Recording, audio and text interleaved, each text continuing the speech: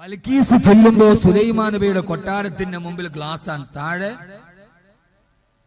താഴെ അരുവി ഇങ്ങനെ കൂലം കുത്തിയൊടുകയാണ്.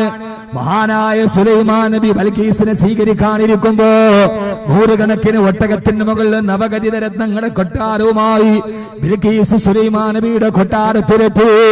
ആ സമയത്ത് ഖുർആൻ പറയാ, നിങ്ങളൊക്കെ മഹാഭാരതത്തിലെ കഥ കേട്ടിട്ടുണ്ടാവും. യുധിഷ്ഠിരന്റെ കൊട്ടാരത്തിലെത്തിയപ്പോ താഴെ ഒടുകുന്നത് അരുവിയാണെന്നറിയാട്, ഗ്ലാസ് ഉണ്ടെന്നറിയാട്, വസ്ത്രം പൊക്കി നടന്നുപോയ ദുര്യോധനന്റെ കഥ മഹാഭാരതം പറയുന്നുണ്ട്. ഇതൊക്കെ കേട്ടിട്ട് അന്തം വിട്ട മുസ്ലിമേ, നിനക്കറിയുമോ ബിൽക്കീസ് സ്ഫടികത്തിന്റെ മുകളിലെത്തിയപ്പോ ആ കാണുന്ന ഗ്ലാസിന്റെ താഴ്ഭാഗത്തൂടെ ഒരുകുന്ന അരുവി കണ്ടപ്പോ അത് യഥാർത്ഥ അരുവിയാണെന്ന് ധരിച്ചു പോയ ബൽക്കീസ് രാജ്ഞി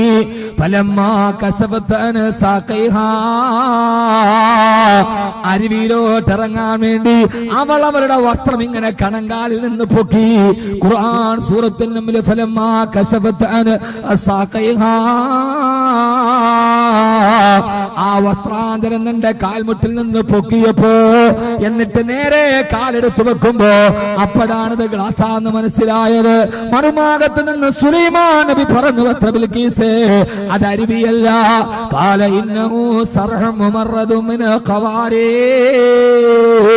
അത് ഗ്ലാസിന്റെ താഴ്ഭാഗത്തു കൂടി കൃത്രിമ അരുവി ഒഴുകുന്നതാണെന്ന് മഹാനായ നബിയുല്ലാഹി സുലൈമാൻ. ഖുർആൻ പറയാ, ആ ഗ്ലാസ് കണ്ടപ്പോ ഗ്ലാസാന്ന് മനസ്സിലായില്ല, അരുവിയാന്ന് കരുതി. ബൽക്കീസ് ഫലമ്മാ കശഫത് അൻ സാഖൈഹാ, തന്റെ വസ്ത്രം ഇങ്ങനെ പൊക്കി. എന്നിട്ട് അരുവി ചവിട്ടാൻ പോയപ്പോഴാണ് ഗ്ലാസുമേ ചവിട്ടിയത്. അപ്പുറത്തുനിന്ന് സുലൈമാൻ നബി പറഞ്ഞു, ബൽക്കീസ് ഖാല ഇന്നഹു സർഹും മുമറദും മിൻ ഖവാരീർ, അതൊരു സ്ഫടികമാണ് ബൽക്കീസേ, താഴേക്കട അരുവി വെറുതെ ഒഴുകുന്നതാണ് എന്ന് പറഞ്ഞ് ചിരിച്ചു മഹാനായ സുലൈമാൻ നബി അലൈഹിസ്സലാത്തു വസ്സലാം.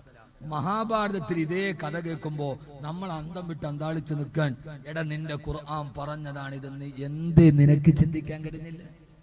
എന്തേ നിനക്ക് പറയാൻ കഴിഞ്ഞില്ല? അള്ളാഹു ഖുർആനിലൂടെ പഠിക്കാൻ, അവന്റെ മൂസത്തിനെ പഠിക്കാൻ, അവന്റെ കലാമിനെ പഠിക്കാൻ അള്ളാഹു നമുക്ക് തൗഫീക്ക് നൽകി അനുഗ്രഹിക്കട്ടെ. അള്ളാഹു നമുക്ക് തൗഫീക്ക് നൽകി അനുഗ്രഹിക്കട്ടെ. അള്ളാഹു ആ വഴിയിലൂടെ നമ്മളെ നടത്തി തരുമാറാകട്ടെ. അതുകൊണ്ട് ഖുർആൻ പറഞ്ഞ പാഠങ്ങളിലൂടെ, ഖുർആൻ പറഞ്ഞ വീതികളിലൂടെ, ഖുർആൻ പഠിപ്പിച്ചു തന്ന അധ്യാപനങ്ങളിലൂടെ, ലോകത്ത് ആദ്യമായിട്ട് നിങ്ങൾ കഴിക്കണ ബിരിയാണി അരി ഉണ്ടല്ലോ, ബിരിയാണി കഴിക്കാറില്ലേ? തലശ്ശേരി ബിരിയാണി കഴിക്കാറില്ലേ? അതിന്റെ ചെറിയ ബസ്മതി അരി ഉണ്ടല്ലോ, ആ അരിയെ കുറിച്ച് ആദ്യം പറഞ്ഞു തന്നാരാ? ആരാ പറഞ്ഞെന്ന്? ഖുർആൻ. എവിടെ? ചുമ്മാ പറഞ്ഞാ പോരാ, എവിടെ നിങ്ങൾ പറയണം. ഇനിയിപ്പോ നിങ്ങൾക്ക് ഇതിനേക്കാൾ സന്തോഷമുള്ള വർത്താനുണ്ട്, ബിരിയാണി അരി കഴിക്കാന്ന് പോലും.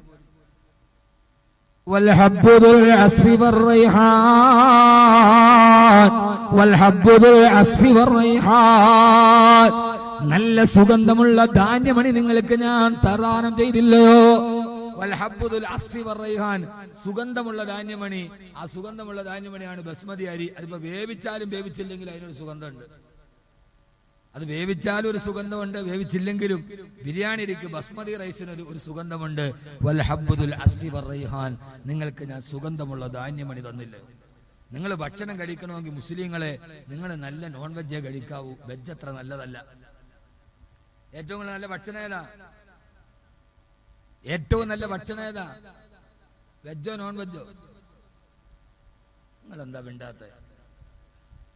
നിങ്ങൾ കണ്ണൂരുകാര് ഡൈനിങ് ടേബിൾ നിറച്ച് സാധനം ഉണ്ടാക്കിയിട്ട് തികയാതെ പിന്നെ ഇരിക്കണ കസേരയിലും കൂടെ വിളമ്പണ ആളുകളാണ് നിങ്ങൾ.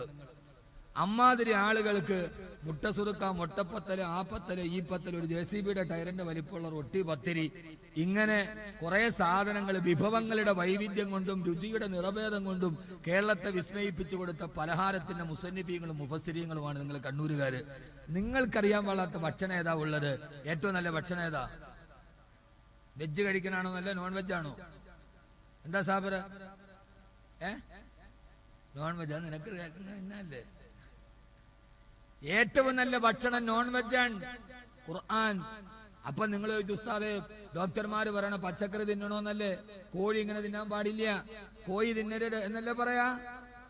അള്ളാഹുവിന്റെ ഖുർആൻ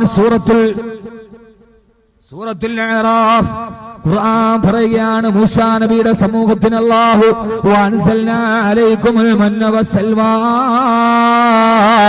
അവർക്ക് ഞാൻ മണ്ണും സെൽവയും അവതരിപ്പിച്ചു കൊടുത്തു എന്ന് പറഞ്ഞാൽ കട്ടിത്തേന് കാടപ്പക്ഷിയുടെ ഇറച്ചിയും കൊടുത്തപ്പോ ബനൂ ഇസ്രായേൽ മൂസാ നബിയോട് പറഞ്ഞു, മൂസാ നബിയെ ഇത് തിന്ന് ഞങ്ങൾ മടുത്തുപോയി, അതുകൊണ്ട് മിൻ ബക്രിഹാ വകിസായിഹാ വഫൂമിഹാ വഅദസിഹാ വബസലിഹാ, ഞങ്ങൾക്കിനി പയറും ചീരയും കടലയും ഉള്ളിയും മതി, ഞങ്ങൾക്ക് വെജിറ്റേറിയൻ മതി എന്ന് നോൺ വെച്ച് മടുത്തപ്പോ ബനൂ ഇസ്രായേൽ പറഞ്ഞപ്പോ അല്ലാഹു ചോദിച്ചു, അത്ര ഖുർആനിൽ കാണാം, അതസ്തബ്ദിലൂനല്ലദീ ഹുവ അദിനാ ബില്ലദീ ഹുവ ഖൈർ, ഏറ്റവും നല്ല ഭക്ഷണം നിങ്ങൾക്ക് നൽകിയിട്ട് ഏറ്റവും മോശം ഭക്ഷണത്തെ നിങ്ങൾ തിരഞ്ഞെടുക്കുകയാണോ? സുന്ദരമായ കാടപ്പക്ഷിയുടെ ഇറച്ചി തന്നിട്ട് നിങ്ങൾ വെജിറ്റേറിയൻ സവാളയും ഉള്ളിയും മതി എന്ന് നിങ്ങൾ എന്നോട് ചോദിക്കുകയാണോ? അപ്പൊ ഏറ്റവും നല്ല ഭക്ഷണം നോൺ വെജാണ് എന്ന് ഖുർആൻ. അല്ലാഹു തൗഫീഖ് നൽകട്ടെ. ചിന്തിക്ക് മനുഷ്യന്മാരെ, ഞാൻ ആട്ടോ ആഖിറും അല്ല പറയണത്, ഏറ്റവും നല്ല ഭക്ഷണം നോൺ വെജാണ്. അപ്പൊ പിന്നെ ഡോക്ടർ കടിക്കരുതെന്ന് പറഞ്ഞത് ഈ 40 ദിവസം കൊണ്ട് പ്രസവവും കുളിയും മരണവും എല്ലാം കഴിഞ്ഞ ബ്ലോക്ക് കോഴി കടിക്കുന്നത് കൊണ്ടാണ്. നല്ല നാടൻ കോഴി കഴിച്ചു നോക്ക്, ഒരു കുഴപ്പമില്ല. നമ്മുടെ വയസ്സായ ആളുകൾ നോക്ക്, അവർ ഈ ഹോർമോൺ കുത്തിവെക്കാത്ത നാടൻ കോഴി തിന്നതിന്റെ ഉശിരാണ് അവർക്ക്. നമ്മൾ ഈ ബ്ലോക്ക് കോഴി തിന്നപ്പോ നമ്മൾ അതുമാതിരി ആയി പോയിന്നേ ഉള്ളൂ. നല്ല ഭക്ഷണം, നല്ല നോൺ വെജ് കഴിച്ചാൽ ഒരു പ്രശ്നമില്ല, ഒരു പ്രശ്നവുമില്ല. ഇങ്ങനെ ഭക്ഷണം, സംസ്കാരം ഒക്കെ പഠിപ്പിച്ചു കൊടുത്ത അള്ളാഹുവിന്റെ വിശുദ്ധമായ ഖുർആൻ, ആ ഖുർആനെ നമ്മളൊരു റഫറൻസ് ഗ്രന്ഥമാക്കണം. എന്നിട്ട് ആ ഖുർആൻ പഠിക്കാൻ നമുക്ക് കഴിയണം. അള്ളാഹു തൗഫീഖ് നൽകട്ടെ, അള്ളാഹു തൗഫീഖ് നൽകട്ടെ, അള്ളാഹു തൗഫീഖ് നൽകട്ടെ. ഈ ഖുർആൻ പഠിക്കാൻ നമുക്കുണ്ടായ തടസ്സം എന്താണ്? ഈ ഖുർആനെ കുറിച്ച് ചിന്തിക്കാൻ നമുക്കുണ്ടായ തടസ്സം എന്താണ്? ആ തടസ്സവും കൂടെ പറഞ്ഞിട്ട് ഇൻഷാ അല്ലാഹ് നമുക്ക് ഈ സദസ്സിൽ നമ്മൾ പഠിക്കേണ്ടത് അതാണ്. അള്ളാഹു തൗഫീഖ് നൽകട്ടെ. അതുകൊണ്ട് പറയട്ടെ, സമയായോ? സമയായോ?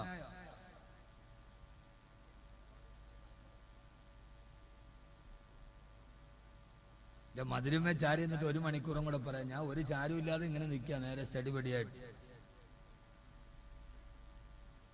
അള്ളാഹു നമ്മളെ സ്വീകരിക്കും. ഇവിടെ നോക്കി, ഇവിടെ നോക്കി. ഇനി ഈ 3 ദിവസം ഈ സംഘാടകർ നടത്തിയ ഭഗീരഥ പ്രയത്നം അൽഹംദുലില്ലാഹ് ഞാൻ അവരെ അഭിനന്ദിക്കുകയാണ്. ഒരു ഖുർആൻ വിരുന്നവർ നടത്തി 4 ദിവസം, മാഷാ അല്ലാഹ്. അള്ളാഹു ആഖിറത്തിലെ നല്ല ദിവസങ്ങളാക്കി തരട്ടെ. അവന്റെ കലാമിന് വേണ്ടിയുള്ള ഖിദ്മത്തിനെ അള്ളാഹു സ്വീകരിക്കട്ടെ. ഏതായാലും ഈ മുസ്ലിം കൾച്ചറൽ സൊസൈറ്റി അല്ലെ, മുസ്ലിം യൂത്ത് സെന്റർ, അവർ ഇദം പ്രഥമമായി ഇങ്ങനെ ഒരു വേറിട്ട വഴിയിലൂടെ ചിന്തിച്ചത് വളരെയേറെ അഭിനന്ദനീയമാണ്. അൽഹംദുലില്ലാഹ് എന്റെ നേതൃത്വത്തിൽ ഒരു ഓൾ കേരള ഖുർആൻ മത്സരം നടക്കുന്നുണ്ട് ഈ വരുന്ന റമളാനോടനുബന്ധിച്ച്. ഓൾ കേരള ദുബൈയിൽ എൻ്റെ ഒരു സുഹൃത്തുണ്ട്, തമാം ഗ്രൂപ്പിന്റെ MD, അവരാണത് ഒറ്റയ്ക്ക് സ്പോൺസർ ചെയ്ത് നടത്തുന്നത്. ചില ഇപ്രാവശ്യം അഖില കേരള അടിസ്ഥാനത്തിൽ നടത്താൻ തീരുമാനിച്ചാണ്. ഗ്രാൻഡ് ഫിനാലെയൊക്കെ നടത്തും തിരുവനന്തപുരം.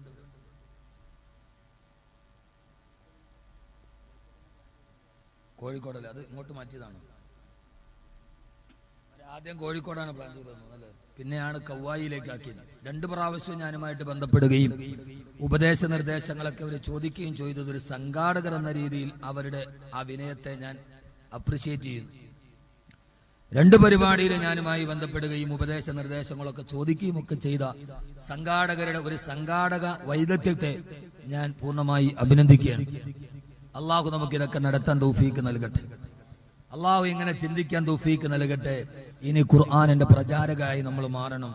ചിന്തകൻ പറഞ്ഞതുപോലെ ഏറ്റവും നല്ല ഒരു സാധനം hand of A bad salesman, ഏറ്റവും മോശമായ സെയിൽസ്മാന്റെ കയ്യിൽ കിട്ടിയതാണ് ഖുർആൻ. ഇംഗ്ലീഷ് ചിന്തകന്റെ വാക്കാണ് hand of A bad salesman. ഏറ്റവും നല്ല പ്രൊഡക്റ്റ് കിട്ടിയത് ഏറ്റവും മോശം സെയിൽസ്മാന്റെ കയ്യിലാണ്. അവന് വിറ്റഴിക്കാൻ പറ്റൂലല്ലോ. ഖുർആൻ എന്ന അമൂല്യമായ ഗ്രന്ഥം അത് കിട്ടിയത് നമ്മുടെ കയ്യിലായി പോയി. നമ്മൾ ബാഡ് സെയിൽസ്മാനാണ്. ക്രിസ്ത്യാനികൾ അച്ഛന്മാരെ കണ്ടില്ല, പെന്തക്കോസ് പാസ്റ്റർമാരെ, അവരങ്ങാടിയിൽ ആര് കേൾക്കുന്നോ ഇല്ലയോ എന്നൊന്നും വിഷയമല്ല. അവരുടെ തോളുമേൽ ലൗഡ് സ്പീക്കർ തൂക്കിയിട്ടിട്ട് അവർ ഓട്ടോറിക്ഷമേ കയറി ഇരുന്നിട്ട് ബൈബിൾ പഠിപ്പിച്ചു കൊടുക്കും. നമ്മൾ 4 പേരിരിക്കുന്നിടത്ത് കുൽഹു അല്ലാഹു അത് ഉറക്കോ, അതാ നമുക്ക് നാണാണ്. അവനിപ്പോ എന്ത് വിചാരിക്കും? തീവ്രവാദിയാണോ ചിന്തിക്കൂ. അവനവനായ ഒരു കുഴപ്പമില്ല. അവനവനല്ലാത്തതാകുമ്പോഴാണ് പ്രശ്നമാകുന്നത്. നമുക്ക് പേടിയാണ്. ഖുർആൻ പഠിപ്പിക്കാൻ വന്നിരിക്കുന്നു. അള്ളാഹു നമുക്ക് ബോധം തരട്ടെ. യഥാർത്ഥത്തിൽ ഈ ഖുർആൻ നമ്മുടെ കയ്യിൽ ഒരു ബാഡ് സെയിൽസ്മാന്റെ കയ്യിലായി പോയത്. ഏറ്റവും പ്രധാനപ്പെട്ട വിഷയം, ഖുർആനിനെ കുറിച്ച് നാം ചിന്തിക്കുന്നതിൽ നിന്ന് നമ്മളെ തടയുന്ന ചില കാര്യങ്ങൾ നമ്മുടെ സമൂഹത്തിൽ വേര് പിടിച്ചു എന്നതാണ് ഇതിന്റെ ഏറ്റവും പ്രധാനപ്പെട്ട കാരണം. ആ വേരെന്താന്ന് ഞാൻ പറഞ്ഞുതരാം, നിങ്ങൾ പിഴുതെടുത്ത് കളയോ. ഖുർആൻ ചിന്തിക്കുന്നതിൽ നിന്ന്, ഖുർആൻ പഠിക്കുന്നതിൽ നിന്ന് പെണ്ണുങ്ങൾ വാതാക്കയില്ലേ? എവിടെയാണ്? രണ്ടു ഭാഗത്തുണ്ട്. എന്നാ മുത്തക്കി നിങ്ങൾ കേൾക്കീൻ, പ്രത്യേകിച്ച് കണ്ണൂരുകാരെ നിങ്ങൾ കേട്ടോളീൻ. ഖുർആനിനെ ചിന്തിക്കുന്നതിൽ നിന്ന്, ഖുർആൻ പഠിക്കുന്നതിൽ നിന്ന് നമ്മളെ തടയുന്ന ഒരു വേര് ആ പാദച്ചൂടം നമ്മൾ വളർന്നിട്ടുണ്ട്. ആ വേര് ഞാൻ ചൂണ്ടിച്ചാൻ തരാം. പക്ഷെ